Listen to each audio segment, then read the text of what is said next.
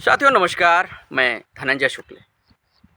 जैसा कि आप सभी जानते हैं कि अब लोकसभा का चुनाव होने वाला है और लोकसभा के चुनाव की ज़िम्मेदारी जिस पर होती है, वो होता है निर्वाचन आयोग।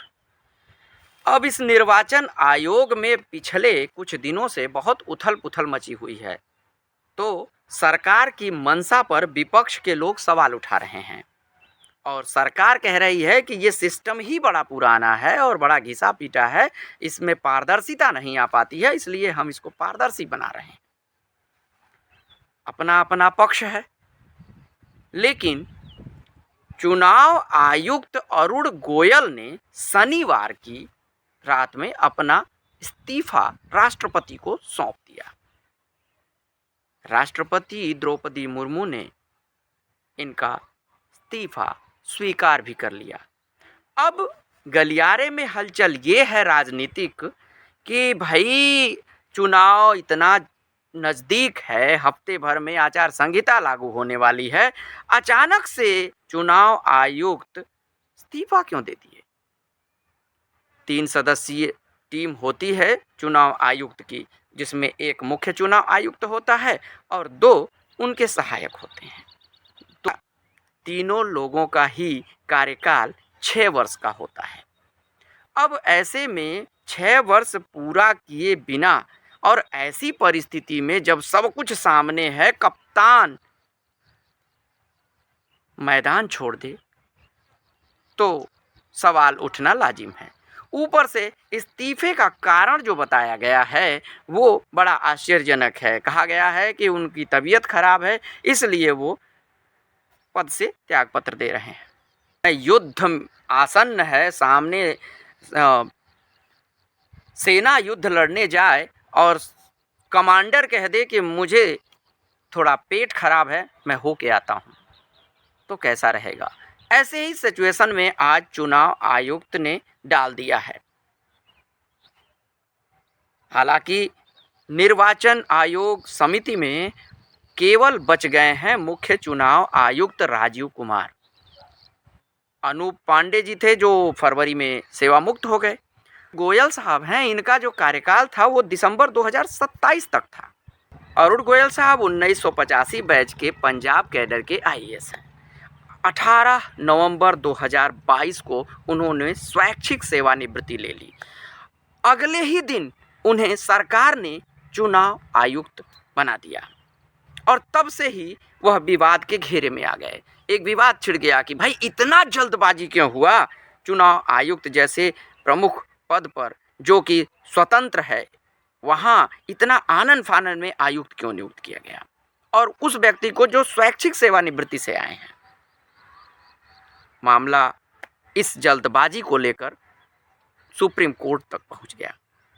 सवाल सुप्रीम कोर्ट ने भी सरकार से पूछा कि भैया इतनी जल्दबाजी क्यों? ऐसे में अरुण गोयल साहब ने रिजाइन कर दिया है। अब राजनीति के मायने तलाशे जा रहे हैं और इस पर बवाल काटना तय है। फिलहाल मदर ऑफ डेमोक्रेसी की बात लगातार हो रही है, लेकिन मदर ऑफ डेमोक्रेसी के लिए सबको मिल के प्रयास करना पड़ेगा। देश सबका है, चाहे वो विपक्ष में हो या सत्ता में हो, लेकिन क्या मदर ऑफ डेमोक्रेसी के लिए सभी लोग हृदय से एक होकर कानून का साथ दे रहे हैं? साल 2015 में सुप्रीम कोर्ट में एक जनहित याचिका दाखिल की गई। याचिका में कहा गया कि चुनाव आयुक्तों और मुख्य चुनाव आयुक्त की नियुक्ति का अधिकार सरकार के पास है, जबकि चुनाव आयोग एक स्वतंत्र संस्था है। यह संविधान के अनुच्छेद 14 और अनुच्छेद 324(2) का उल्लंघन है।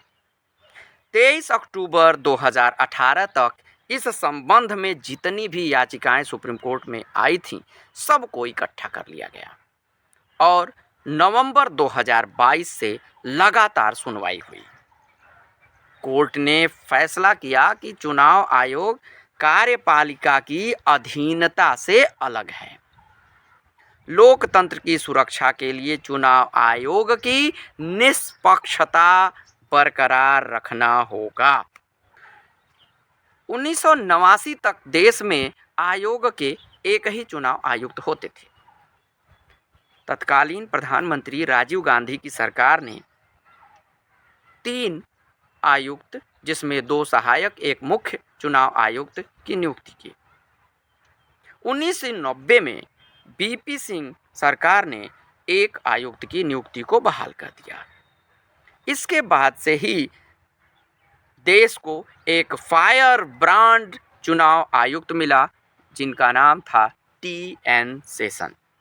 1993 में फिर 3 चुनाव आयुक्त की प्रणाली बहाल हो गई, एक मुख्य और 2 सहायक। वजह थी मुख्य चुनाव आयुक्त के फैसले पर वीटो लगाना। 2019 में प्रधानमंत्री नरेंद्र मोदी के खिलाफ एक शिकायत दर्ज की गई विपक्ष की तरफ से।